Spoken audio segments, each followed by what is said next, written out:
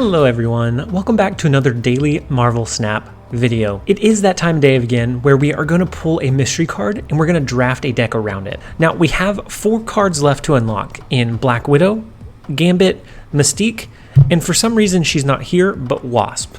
And so all of these 4 are pretty decent. Wasp is a little bit less desirable, but the other 3 are fantastic. We got the hair avatar.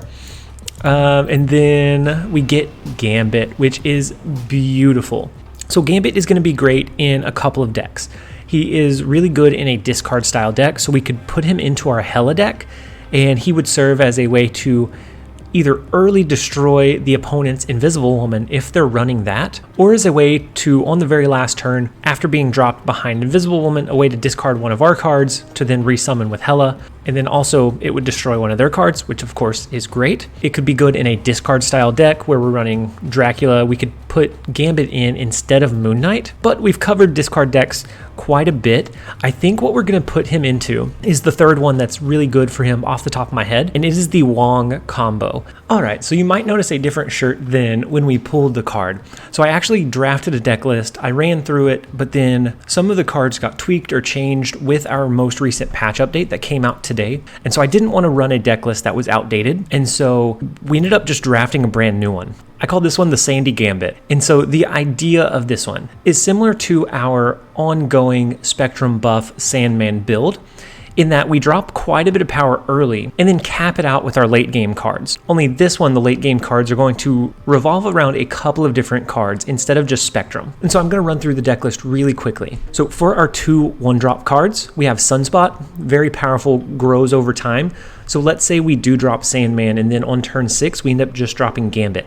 Sunspot is going to absorb some of that upside. Its power level is going to increase, and so then we can get a bigger board presence even while not using all of our energy. And then we have Ebony Maw. Ebony Maw is a very high power 1-drop card, but it has the drawback of you can't play cards here moving forward, and you can't play this card after turn 3. So with Hell's Kitchen, we are more likely to draw into one or both of these by turn 3.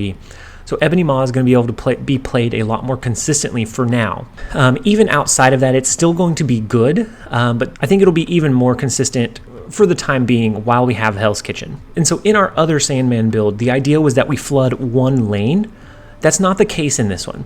So we're wanting to spread out and disperse our power across 2 or 3 lanes so that when we come in late game, we can either push additional power with Claw into other lanes, we can kill cards with Gambit, or we can push additional units in the other lanes with a Dr. Doom. And so then we have Psylocke as a way to ramp into either our Sandman or our Wong early to give us some additional flexibility in the earlier game. Next up we have Goose. Goose is a 2-drop, 2-power card that ongoing nobody can play 4, 5, or 6 cost cards at this location. So this is good when paired with like an Ebony Maw because it then becomes hard for them to fill up that lane and match that power output that Ebony Maw has. Next up we have Colossus. Very similar to our ongoing build, Colossus is good in locations that typically move cards on turn 5 because he's going to stay positioned in that location, or locations that give a negative effect. So like Clintar, Negative Zone, those that typically reduce their power level, Colossus isn't going to have to worry about. And then of course also Death's Domain because he can't be destroyed. We have Mysterio. He is a high power 2-drop card, and he's going to create some kind of mystery. The opponent's not going to know exactly where his power level is, and so if we drop him on, let's say 3 along with our Ebony Maw, and then on 4 we drop Sandman, now they're all of a sudden going to have to try to adjust and calculate for where that additional 5 power is when they don't know for sure. We have the cheeky Gambit, and so we pulled Gambit. We're excited to try him out. But Gambit doesn't feel complete without Wong. So it's not the entire Exodia combo, which is okay. This one is not designed to be the Exodia combo. This deck list is designed to slow down the amount of cards that the opponent can play. And then we can capitalize on that. We can take 2 of them out. We can go to the Gambit Casino and try to generate some upside from that destruction. We have Sandman. So Sandman is going to partner well with our Gambit in limiting the number of cards and the number of potential targets that our Gambit can hit. So this will increase our consistency of hitting those primary cards, those big, large units that we need to hit and trigger to win the game. We have the beautiful Wong. So Wong has the ongoing ability, your on reveal abilities at this location happen twice. That is going to cause our Gambit to trigger 2 times, and if we can limit the opponent to 5 or 6 cards on the board, at the end of turn 6, we can kill 33% of their power.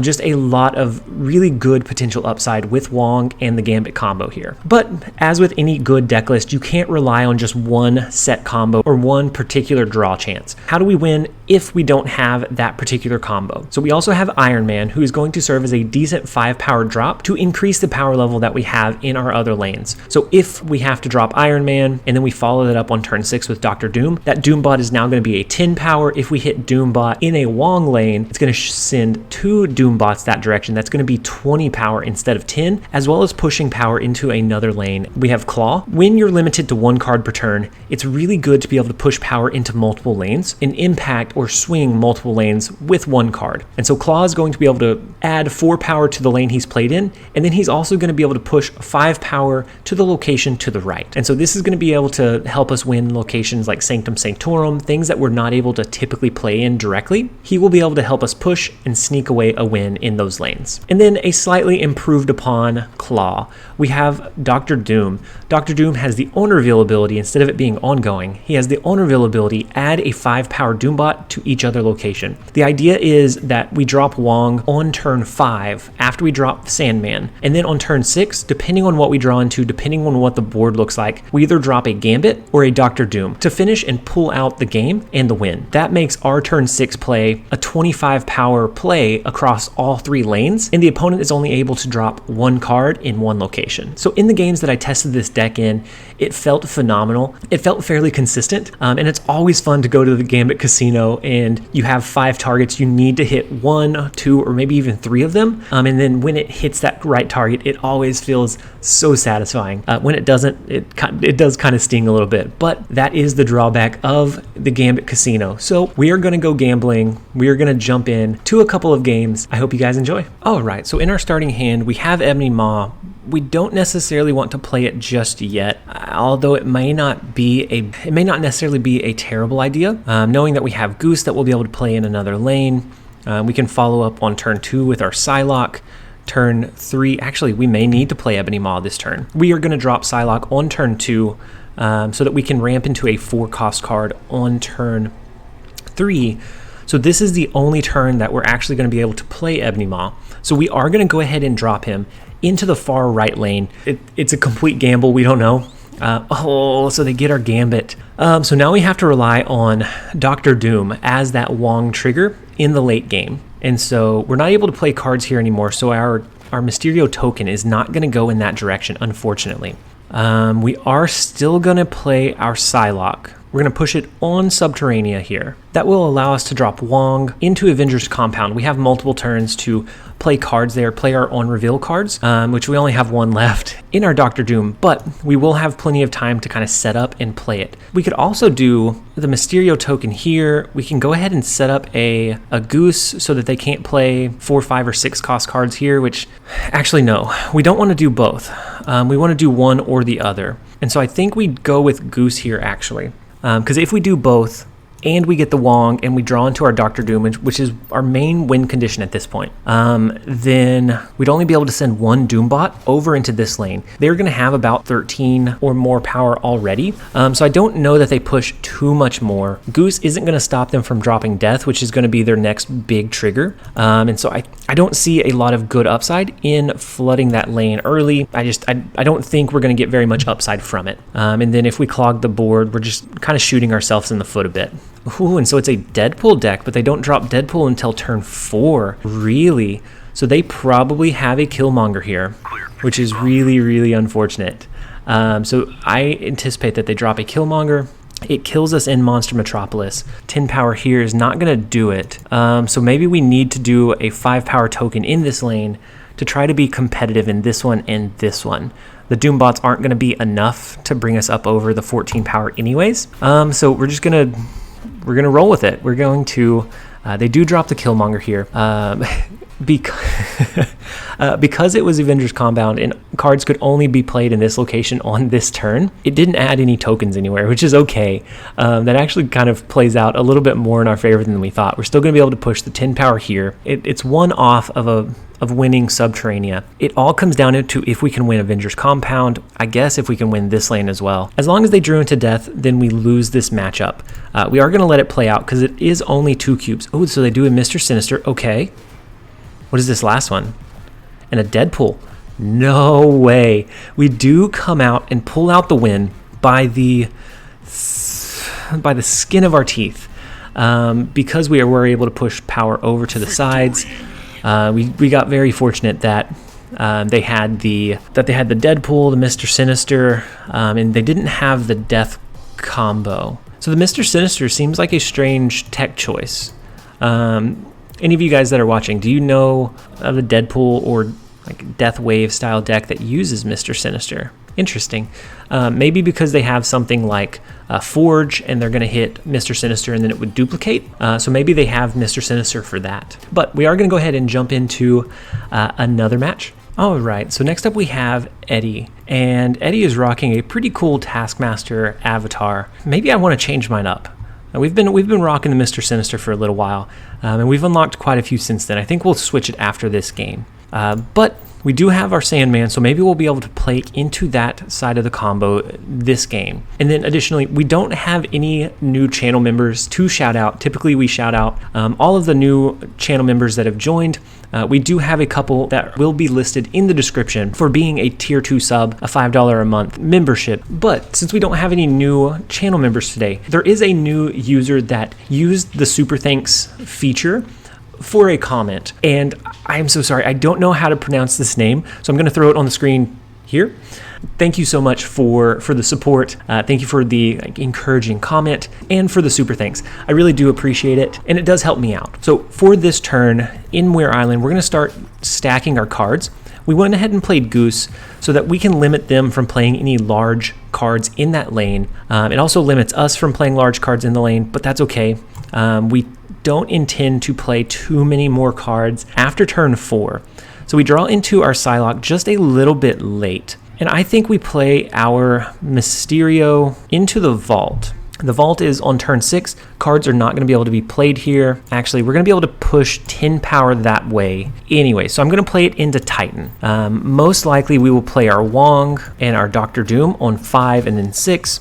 Which will allow us to push 10 power here and 10 power here. If we draw into the Gambit, maybe that's the route we go with. Ooh, and so they ramped up into a 5 cost drop. So they could be dropping a Hobgoblin, they could be dropping a Professor X to lock down a lane. There's a lot of uncertainty. Ooh, and I don't think this effect was here with Goose before, but look what happens when you try to play a card that is above 1, 2, or 3 cost. I don't know why I got such a kick out of it. I thought it was super sleek. We are going to drop our Sandman into Titan, and then we're going to see what they play. So they had 5 energy to play. Okay, so they go with some tokens. Most likely they're running a Patriot Mystique Onslaught type deck, and hopefully we will be able to outpace them by doing the 10 power here, the 10 power here. They're only going to be able to drop 2 more cards, so if they want to buff up the cards they currently have, they're going to have to spend the next couple of turns doing that. And so we are going to drop our Wong. Next turn we'll do Doctor Doom to push power here and here. We do have the real Mysterio token. Ooh, so they extend the game by a turn. Interesting. Okay. So they do have an extra turn here. We can, well, I guess it's turn 6, so we can't play cards into the Vault. And we don't necessarily want to play anything here. I think we go ahead and do our Doctor Doom here. That is going to push power here and here. On turn 6, we're going to be able to drop an Iron Man, which will turn the 10 power Doom bots into 20 power. Let's go ahead and snap. They used a whole turn on dropping magic, which since they can only drop 1 card per turn seems a little strange because we're going to get more upside than they get from that transaction. But they do, after we snap, they do go ahead and retreat, and so we're gonna check that into the win column. It is only 1 cube. but every single cube counts. So that is 2-0 with our deck list. Let's go ahead and jump into another one, see if we can keep the streak going. All right, so next up we have Saurian, and we do get Hell's Kitchen here as the first location. So we are going to be able to drop our Ebony Maw on turn 3 potentially. We don't know if we're actually going to need it or not. Starting off, we are going to go with our Sunspot. Their Electra avatar does scare me just a little bit.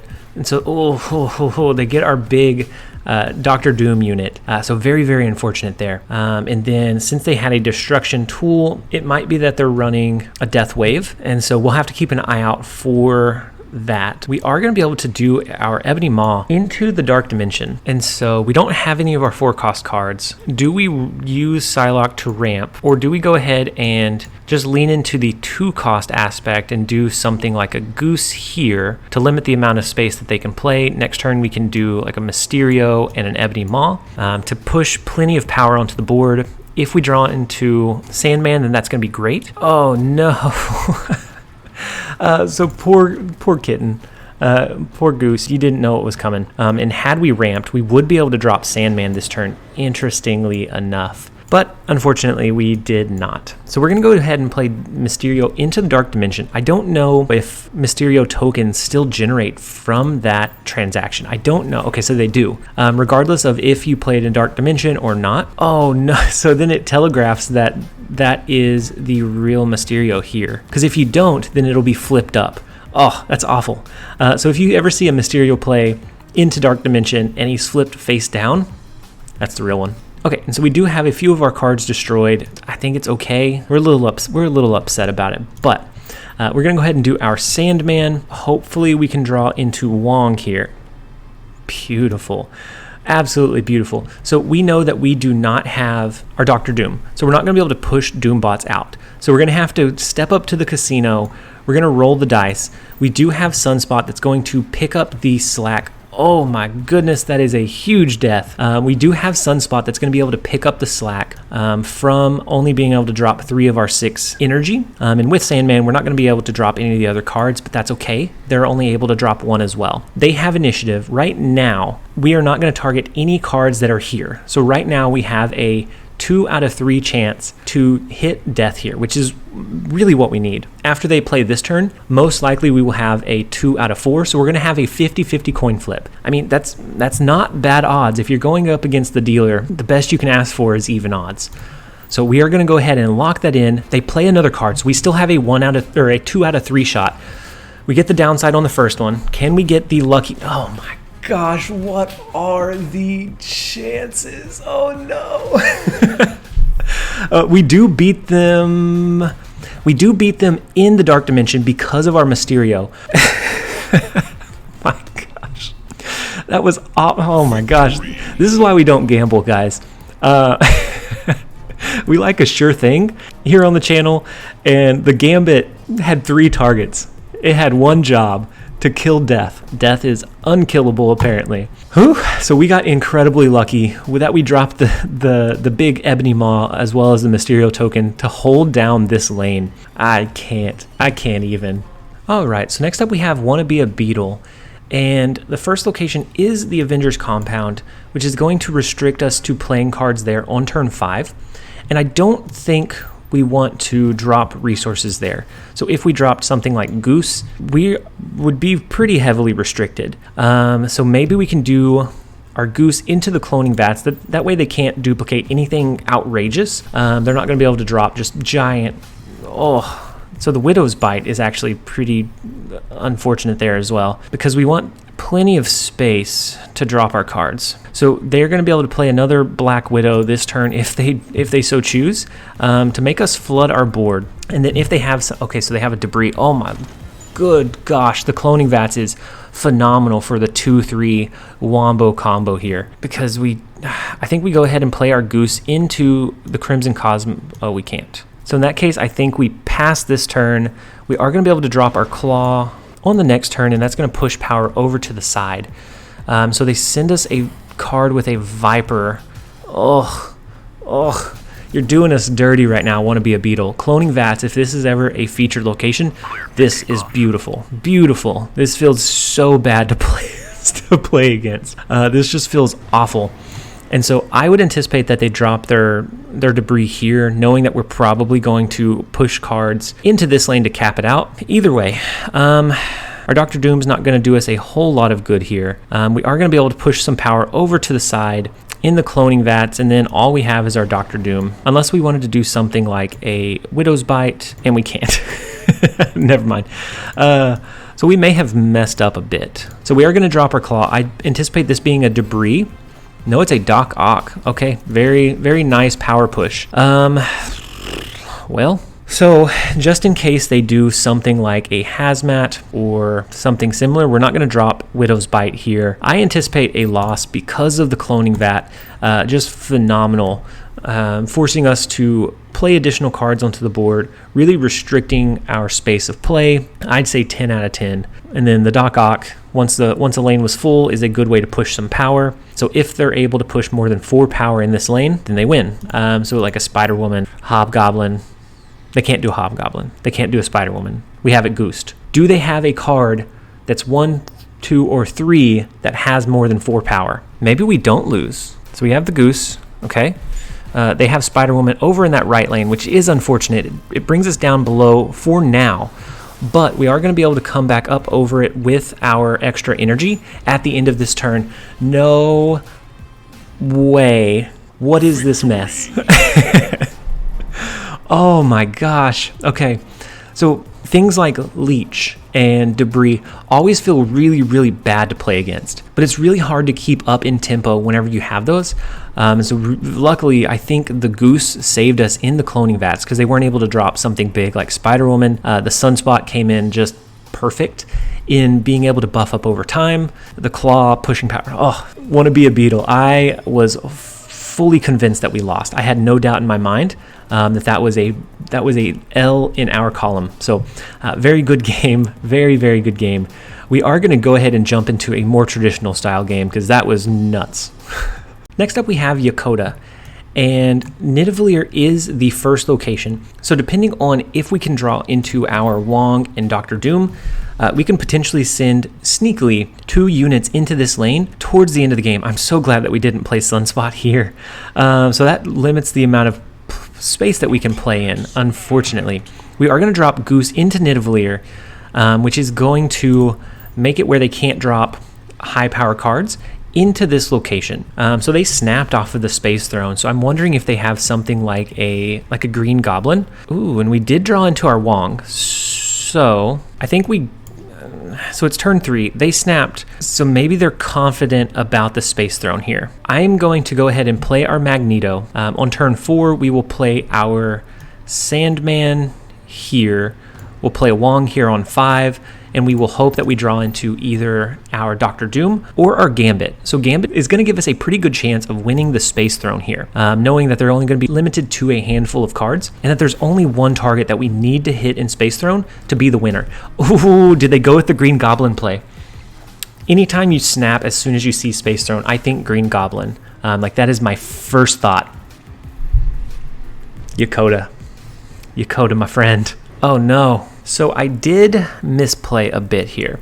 We're going to be able to do our Sandman, but we're not going to be able to do a Wong, Dr. Doom type combo. And I think Sandman here is going to be important.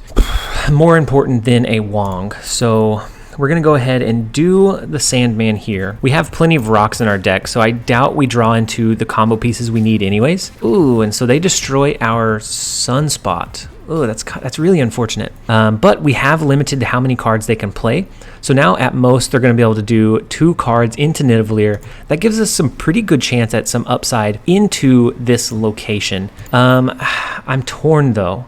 We have the chance. We have 1 shot. I guess we have a 1 out of 5 chance of drawing into either Dr. Doom or Gambit in the next turn. I think it's more beneficial for us to try to win this location. Since we know that we have Space Throne locked down, I think we try to win Nidavellir instead. So unless they do like a Iron Man and then something else, having 4 cards here is going to be incredibly beneficial. So then they drop a Hobgoblin. So they're pushing to win. So I'm glad we didn't do our Wong. That would have been devastating. Really? So we do... Victory. So the last play that we were going to do was our Gambit, and we were going to play our Gambit into Nidavellir. It would have been 6 power, and it didn't need to kill Green Goblin. So Yokota, that all comes down. It was a very good game, but had we not gotten the early read of the Green Goblin from his snap, that could have been a drastically different game. Most likely he would have been able to cap out Space Throne with Green Goblin. The Hobgoblin would have given us an immense amount of trouble, and it very well could have been shifted completely in the other direction. Very good game. I know we only used the Wambit combo once, but it's there for those games where you have those high priority targets. And if not, and if you do draw into your Dr. Doom, that is an even better option for you to use. And this is a usage of Gambit that I haven't really seen. The Gambit alongside the Sandman, and then the Wong with the Sandman. I think this is fantastic. I love finding ways to make harder to use cards work or viable. And of course, this one does use a lot of deep pool 3 resources, but it feels really, really solid. I'm going to keep playing around with this even after we end this video, but I hope you guys enjoyed it. If you did, leave a like, leave a comment down below. It is all greatly appreciated. I'm still catching up from the last couple of videos because you guys have been just crushing it with the engagement, all of the suggestions, the ideas, and I appreciate and I read each and every one of them. I'm just playing catch up a little bit now, but I hope you guys enjoyed it. This has been TLSG. Later, guys.